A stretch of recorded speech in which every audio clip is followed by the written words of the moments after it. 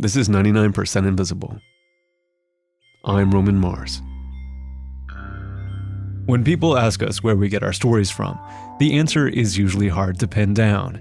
It could be something one of us noticed walking around, or something a friend mentioned, or some forwarded link on Twitter. It's nearly impossible to say where inspiration comes from, in any art form. It's a long way from the seed of an idea to its execution.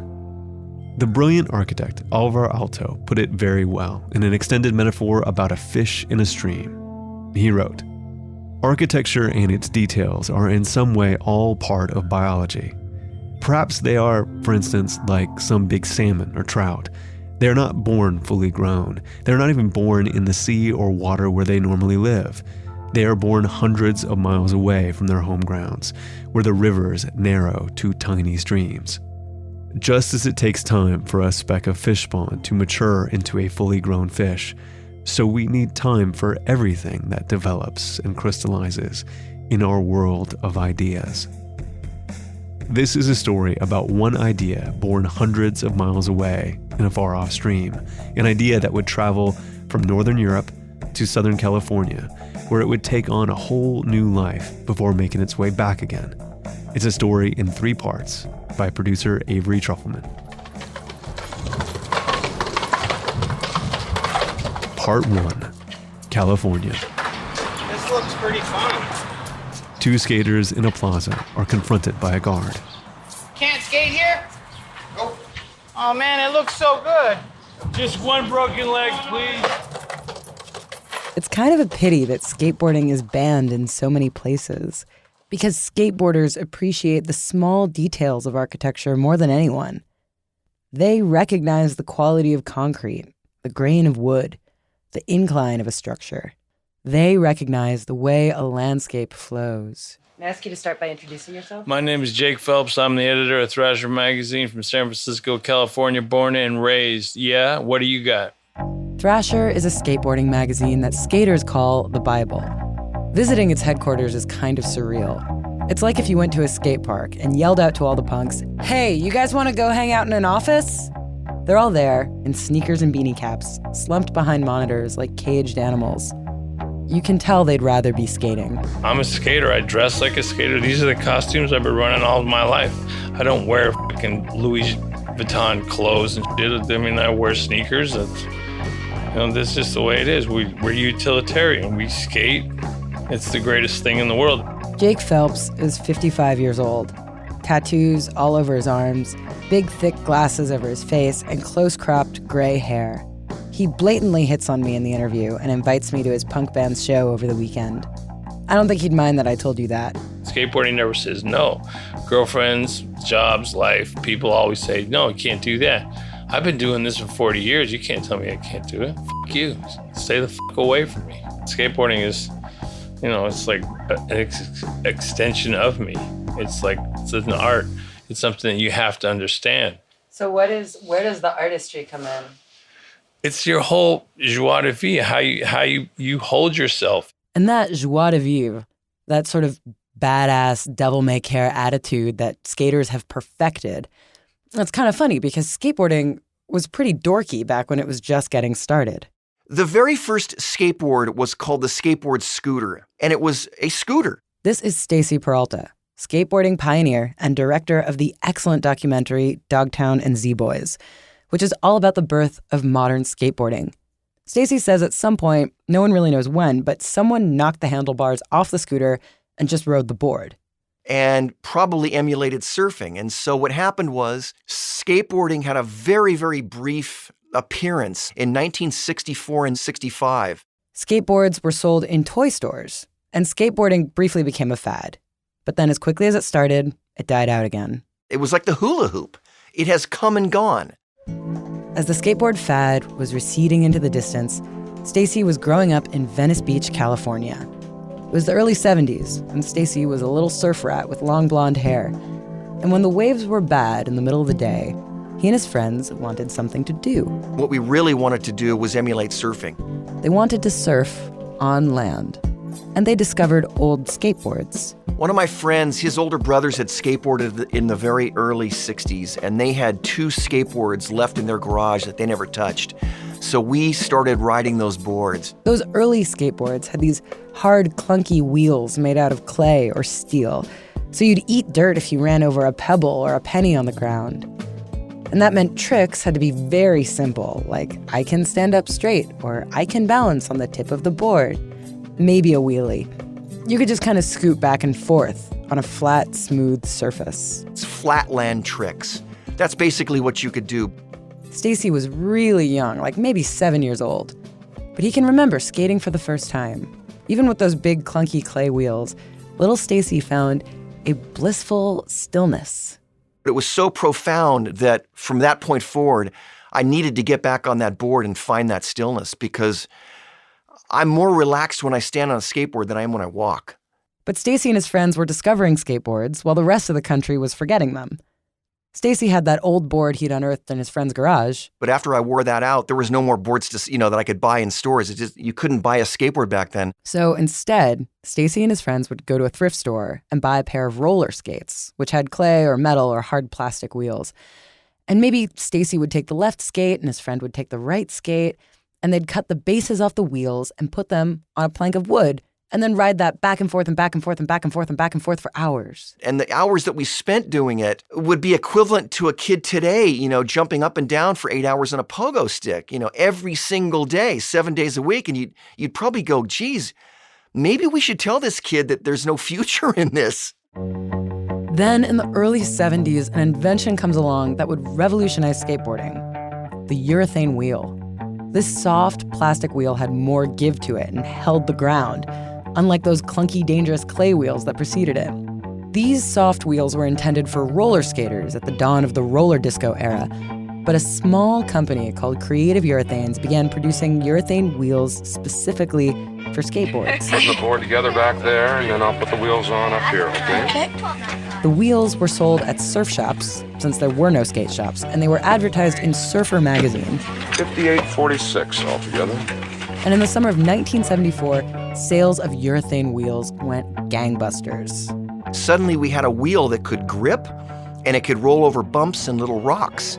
And it allowed us to attack terrain that previously we were not able to attack. Now they could skate all surfaces. Greater Los Angeles was theirs to claim. And so that meant schoolyards, that meant in garages, city buildings, it was any place. Anything was rideable. But none of this was designed for us. None of it.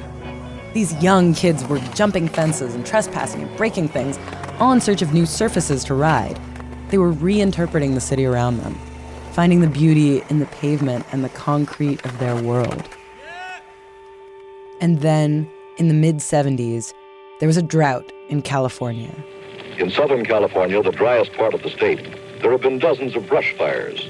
Some have been big and expensive, and more fires are threatened as Californians pray for rain. But right now, forecasters say none is expected. The drought was so bad in the 70s that the water company ran billboard ads that encouraged couples to shower together to save water. And to further save water, people didn't fill up their swimming pools. And in Los Angeles, there are a lot of swimming pools, and they're very distinctive looking. What we had in Los Angeles is we had the big, beautiful, voluptuous shapes that you did not see anywhere else in the world that you find in Los Angeles, except in very, very, very, very small quantities.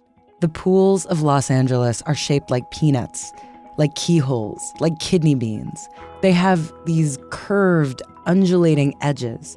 They are paved in even, smooth concrete with gently varying, rounded depths that slope back up to the lip. And during the drought in the 70s, they were all empty. They were perfect. They just were so beautifully conceived and designed, and we fell in love with the shapes. Stacy and his friends would hunt for pools. They'd find a house under construction or patrol the fancy parts of town where they knew they'd find the most sumptuous, luxurious pools. Tony, They'd hop the fence, they'd break in. we'll pay him. We'll lift it up to you guys. If there's a little bit of old dirty water in the pool, they'd drain it out themselves with buckets they brought or trash cans they found, or eventually they'd bring an industrial vacuum along with them. And then they would skate up and down in the pool. They'd go so fast they could go up the wall. They could skate like they were surfing a wave. When we finally got to ride swimming pools and feel weightless, like going up a vertical wall, weightlessness is pretty extraordinary. Skateboarding became a form of choreography where you're trying to do as much as possible in the limited space of the pool and look graceful while doing it. Here we were, a bunch of scruffy kids, and here we are riding in backyard pools, and we know what we're doing is beautiful, and we get to feel beautiful. And this beauty attracted attention. Back in the first wave of skateboarding in the early 60s, there had been a magazine called simply Skateboarder. It went out of business when the skateboarding fad died out. But in the mid-70s, the magazine came back, and it featured Stacy and his friends riding in backyard pools. At that point, every kid in America and all over the world wanted to get inside a swimming pool. That was it. That was the holy grail. And so the drought really acted as a wonderful midwife to the skateboarding revolution. Eventually, Stacy and the other skateboarders got so good at pool skating, they were able to skate up over the edge of the pool. They could kind of jump up in the air and maybe do a spin or something before dropping back into the pool. And these aerial tricks led to another genre of skateboarding. So style became less important and extreme maneuvers became more important. Aerial tricks paved the way for the X Games, halfpipes, and Tony Hawk. This whole chapter of the sport where skaters were trying to vault themselves really, really high up in the air. And that can all be traced back to the rounded, biomorphic pools of Los Angeles. The ones shaped like peanuts and keyholes and kidney beans. LA was the backyard pool mecca, but not just the backyard pool mecca, the properly, beautifully designed backyard pool. And I don't know of any place in the world that has that proliferation of that kind of voluptuous, sensuous design. The pools of Southern California and their proliferation led to the proliferation of skating. More people are skateboarding now than ever. It's a $7 billion industry. Goddamn. That's Jake Phelps at Thrasher again. People are skating pools every day. People are skating right now. Somebody just broke their arm in a pool right now. Trust me. And the pools of California bring us to our next chapter. Do you know the story about like where the bean-shaped pool comes from? The bean shape? What's the bean shape? I don't know. The right-handed kidney? Is that what it's called? Well, yeah. You don't call it a bean shape. I don't know. Well, I mean, obviously it would be some esoteric design to someone's backyard. Well, Jake Phelps doesn't have to be all like that about it, but he's right. It starts with one esoteric design in someone's backyard. But it might be the most famous private backyard in 20th century American history. Part 2, Sonoma. On top of a remote hill in Sonoma County in Northern California, at the end of a long, curvy dirt road, a car pulls into a driveway. 3 small dogs rush out to meet Avery Trufelman. Hi. So you got a little lost. Nice. Sorry, we overshot it a little bit. A little, sounds like it. Justin Fagioli and Sandy Donnell are the owners and caretakers of this property, which is known as the Donnell Garden. It's really famous in the world of landscape architecture. But if you want to visit it, it's kind of a challenge. You can't find it on Google Maps. That address is wrong. And there aren't any public listings or sites with contact information for it. Because it's just a private home. A modest-sized, retro-modern-looking house on a hill. It was Sandy's parents' place. I grew up on the Donnell Ranch property, born in 1951, the youngest of 3 children. The Donnell Garden was planted in 1948, and it was revolutionary at the time. Traditional gardens of the early 20th century had been more or less symmetrical rows of different kinds of flowers. They were kind of like plant museums, maybe accented with a geometric hedge or a fruit tree. The Donnell Garden is nothing like that. It's mostly lawn. The lawn is a unifying feature. It definitely is. It meanders through everything, and it becomes the river, the green river that goes from space to space. The garden looks like a sea of clean-cut grass, with floating islands of tropical plant clusters or groups of rocks and a few ancient oak trees. And there are large swaths of concrete and a big wooden deck. From above, the garden is almost like a Matisse collage, an arrangement of abstract shapes on a green grass canvas. And the most distinctive shape, of course, is the pool. Oh my God. Here's the object of your search. A kidney pool. This, from what we know, was the first kidney-shaped pool in California. It's every bit as beautiful as I thought, actually. It is bright, pristine, electric blue. And in the center of the pool is an abstract sculpture by Adeline Kent, which has 2 holes through it, one above water and one below. And you can swim through the holes in the sculpture like a dolphin, and it's insanely fun. I know because I tried it.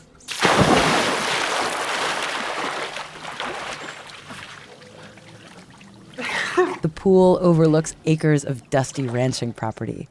You can hear the hum of cars on a racetrack off in the distance, and you can see the hodgepodge skyline of San Francisco looming hazily beyond it. I couldn't help but think that a skater would kill to drain this pool. It's beautiful. Wow. It's hard to overstate the importance of the Donnell Garden to both formal landscape architecture and everyday American backyards. Sandy Donnell told me that a picture of the garden was in the Encyclopedia Britannica under landscape architecture. The property also helped create what we think of as the modern suburban backyard, with the lawn, the deck, and the pool. I would guess, with the exception possibly of Versailles, that the Donnell Garden is probably the most published garden, at least in the 20th century. Architectural historian Mark Tribe.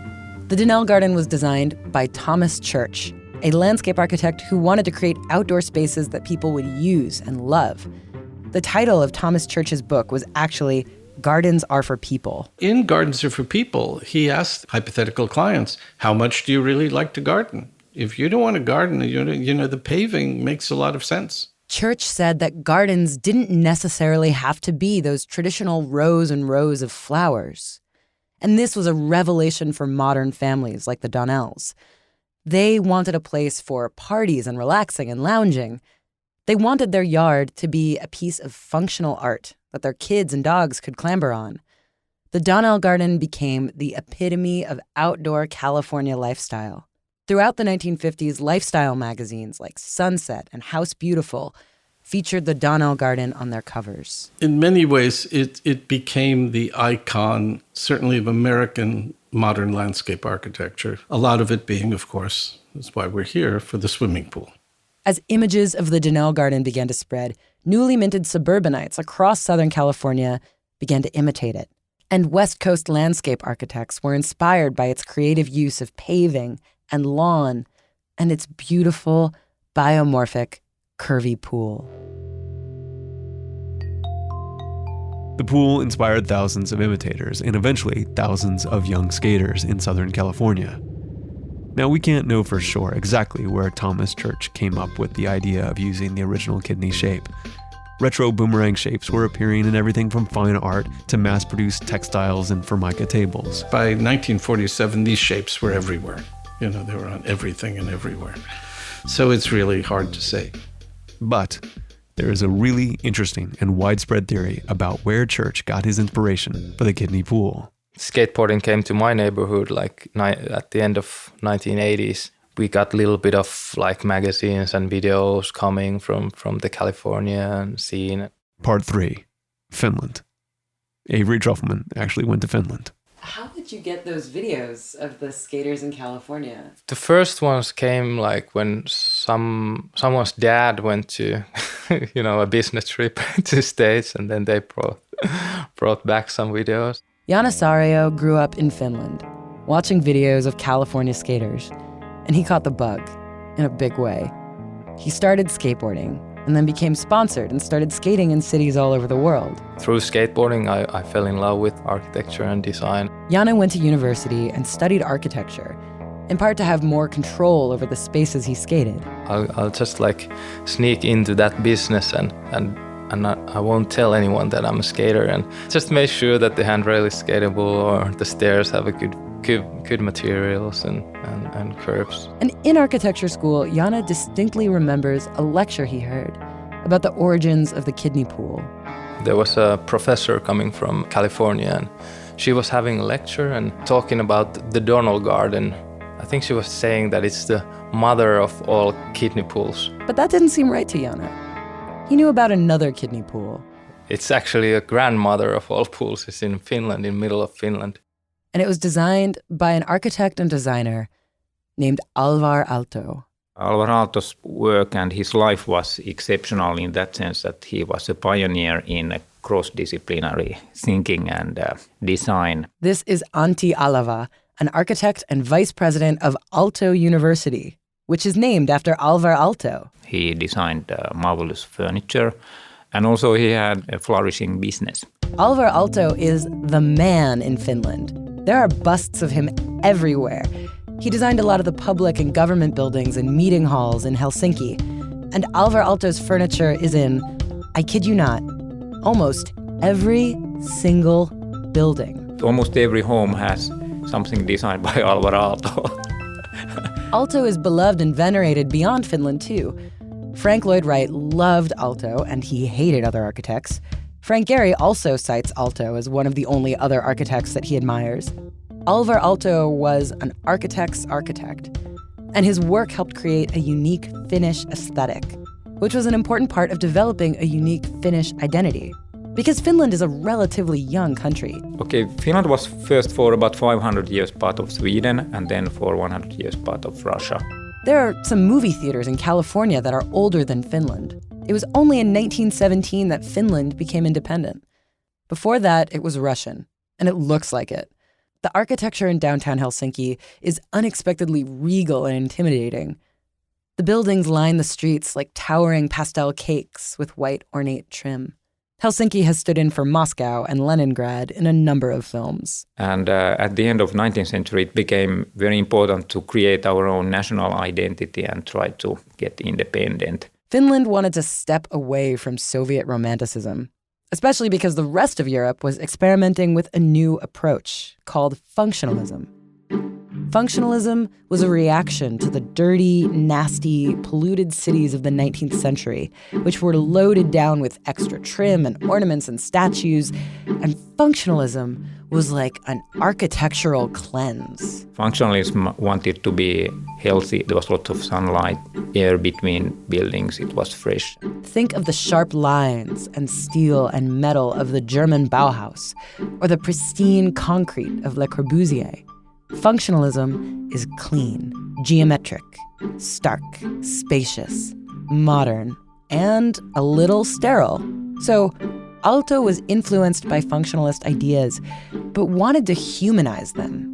Adopting this kind of international influences and making his own versions of that. Aalto's architecture was crisp and functional, but a little more natural and organic. And he did this in part by using a lot of wood. He made wood behave in ways it hadn't before. Bending and gluing in a new way. This is Jonas Malmberg, architect and art historian with the Aalto Foundation. Where are we? Can you describe where we are? Sure, this is Aalto's own house, and also the office was located here. Jonas showed me the legs of some chairs and stools Aalto had made, and talked about Aalto's patented method for bending and curving wood. This method allowed Aalto to make curvy molds, to make these wavy glass vases that he became famous for. It's blown in the timber mold. We get a bit different and new shapes for it. Curves made their way into Aalto's stairways and walls, and he made curving partitions to break up space, and he used rounded tiles and undulating countertops. So is it fair to say a lot of the curves he just made because he could? Like he figured out how to do it and he was just giddy with it? Probably, yes. And he probably wanted those. He wanted the buildings to be kind of something that you can't really predict. So when an art collector and lumber heiress named Marie Gulliksen asked Aalto to design her country home, the Villa Mairia, Aalto wanted to keep it very stark and clean, but also very friendly and natural. And we don't have there like any expensive material. Just timber in the floor, some red brick on the wall. We don't have any material that would be posh. But of course, in Finland, if you're going to have a country villa, you're going to have a sauna. It's part of our Finnish way of spending the time in the rural countryside. It's like sauna culture. And if you're going to have a sauna, you need a pool to cool off in. And Alvar Aalto made a pool with a very curious shape. Well, it's the kind of free form. It's a bit of maybe a sock, isn't it? It is. It's kind of a sock with curvy ends. The story goes that Thomas Church, the California landscape architect who designed the Donnell Garden, went on a trip to Finland with his wife, Betsy, in 1937. Somehow they found out the address of Alvar Aalto's home and studio and got themselves there. And they just knocked on the door. Architectural historian Mark Tribe again. When the story goes, Aalto came out in his bathrobe and invited them in. And so Thomas Church and his wife Betsy and Alvar Aalto and his first wife, Ino, all really hit it off. And they got to be good friends. And it is quite possibly the case that Aalto's design for the Villa Mairea and its sock-shaped pool were displayed in his studio when Thomas Church was visiting. Mairea was finished in 39, but they were there in 37. Maybe it was on the drawing boards, and maybe there was no pool at the time. I mean, we just don't know. There's no way to verify it, but that's the story architects tell. If there's a book about the Donnell Garden, it's probably going to have a mention of the Villa Mairea. Yeah, the story goes that Thomas Church went back home. Then it was 1948 when the Donnell Garden was made, so almost 10 years after. And then the Donnell Garden pool becomes famous, appearing on magazine covers and inspiring hundreds of imitators across Southern California. And these hundreds of curvy, biomorphic pools get emptied out in the drought in the 1970s and inspire a whole new skate culture. And that culture inspired kids around the world like Jana to take up skateboarding. And skateboarding inspired Jana to become an architect. And now he has a specialty. Yeah, I'm the only skate park designer in Finland. He designs curvaceous pools all over Europe. Pools exclusively for skating. There's one big pool coming to the east side of Helsinki. It's a really nice figure and something to be proud of, I think. When Jana says he's proud, he means that public skate parks and skate pools should be a source of civic pride, especially in Finland, where, Jana likes to tease, modern skateboarding began. I kind of use it as a joke when we're out with skate park builders. They're usually from States or Canada, and I'm trying to claim skateboarding for having its roots in Finland.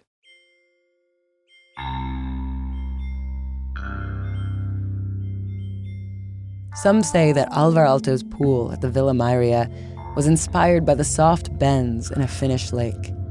Or maybe Aalto was just excited about his ability to make wavy forms, since that kind of became his signature in his furniture and homewares.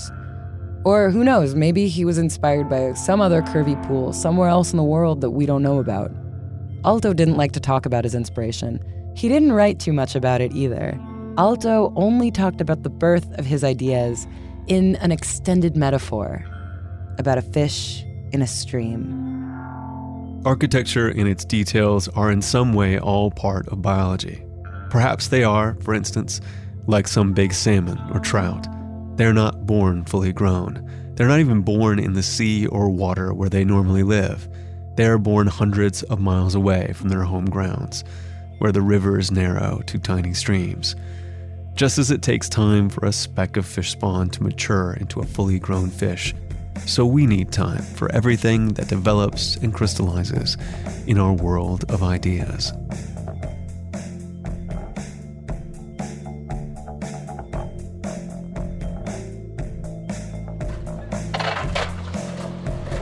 Go farther up, push.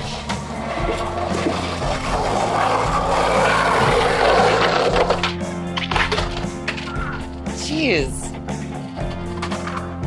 You could have made that.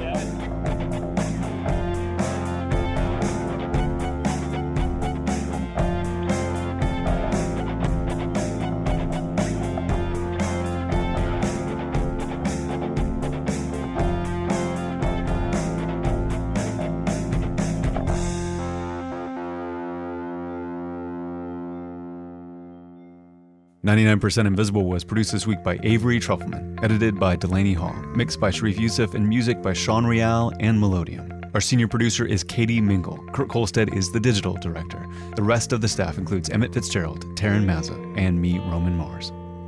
Sincere gratitude this week to Michael Burnett, Mark Rodriguez, Jason Reitman, Chris Funk and Adam Lee, Charles Birnbaum and the Cultural Landscape Foundation, San Francisco garden designer Gabrielle Cameron, David Lewis and Aalto University, and special shout out to Andrew Norton for sparking this idea.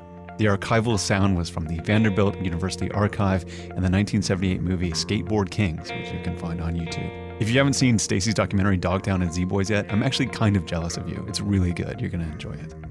We are a project of 91.7 KALW in San Francisco and produced on Radio Row in beautiful downtown Oakland, California. You can find the show and join discussions about the show on Facebook. You can tweet at me at Roman Mars and the show at 99pi.org or on Instagram, Tumblr, and Reddit too. But you're not really getting the full 99% Invisible experience if you don't go to our website. It's 99pi.org.